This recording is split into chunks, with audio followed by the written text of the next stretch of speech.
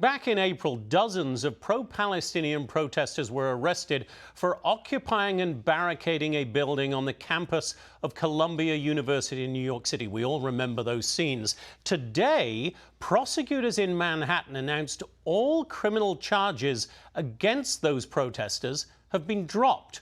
We're joined now by pro-Israel activist Dr. Sheila Nazarian, star of Netflix's Skin Decision, Before and After, and Rabbi Chaim Mentz from the Chabad of Bel Air right here in Los Angeles. Great to have you both here. Doctor, let me come to you first. When you hear something like that, all charges dropped against all of these protesters who occupied barricaded buildings, caused police officers to have to go in there in SWAT gear to get them all out, What kind of message does that send to these protesters?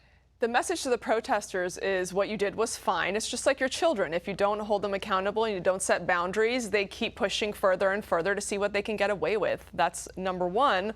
Number two is it's almost like a message to everyone else that Columbia wants this almost to be the behavior on campus, that maybe they don't want anti-Semitism to go away on their campus, and maybe they're just comfortable as the status quo, and this is how they want their professors to behave. This is how they want their students to behave. They are telling us they don't want to get rid of anti-Semitism on their campus. And Rabbi, I may be wrong, but I haven't heard of a single charge against any of the protesters who occupied the campus and campus buildings at UCLA here, which was also another very violent protest. I have heard that some of the pro-Israel supporters who turned up and that clashed with those protesters have been charged.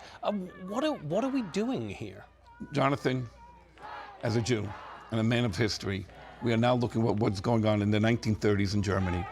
Jewish people had absolutely nothing, nobody protecting them. It was the government saying, your windows are being destroyed, you're getting a swastika, it's okay. We Jewish people are looking in New York, Los Angeles, we're looking all over.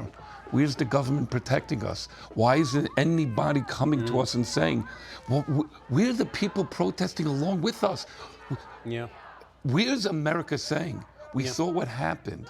Why are we allowing Jewish people to go?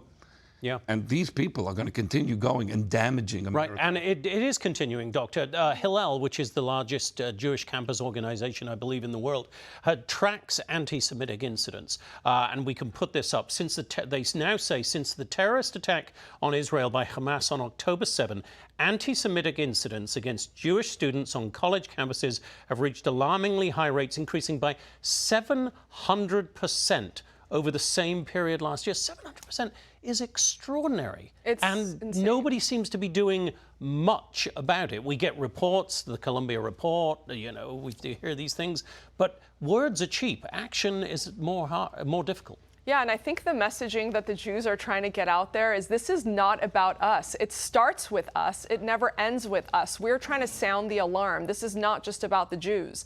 This is about Western values. This is about our democracy. This is about everything we know, all of our freedoms. It starts with us. It doesn't end with us. We need allies. We need people to help and sound the alarm alongside us. Who do you want those allies to be, Doctor? Anyone who appreciates the freedoms that they have in America. You know, my family escaped Iran. We know what living in a government, Islamist government, looks like. There was no future for us. We see what's happening to the people of Iran right now, and they're crying out for help as well. And we hear these protesters on the college campuses. We can't condemn Iran because Iran is funding the resistance.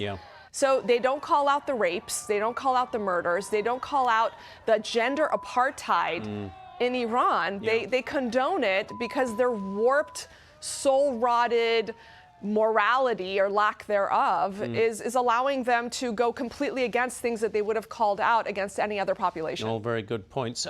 Rabbi, I know you're heading back to Israel in just a few weeks. You've been there, you've been taking such support to people there.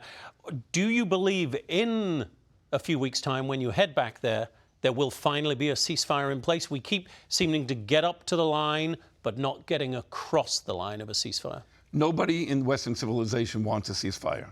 They talk it because that's what you have to say. Everybody knows that if Israel doesn't destroy Hamas, then this cancer is going to go all around the world. everybody is saying, we want to make peace, nobody wants Hamas to live. Do I think there's going to be a ceasefire? There's only one way there's going to be a ceasefire, when Hamas is dead. Okay. Rabbi, always good to have you here. Doctor, great to meet you, and thank you for being here this evening. My pleasure. Hey, Sean Hannity here. Hey, click here to subscribe to Fox News YouTube page and catch our hottest interviews and most compelling analysis. You will not get it anywhere else.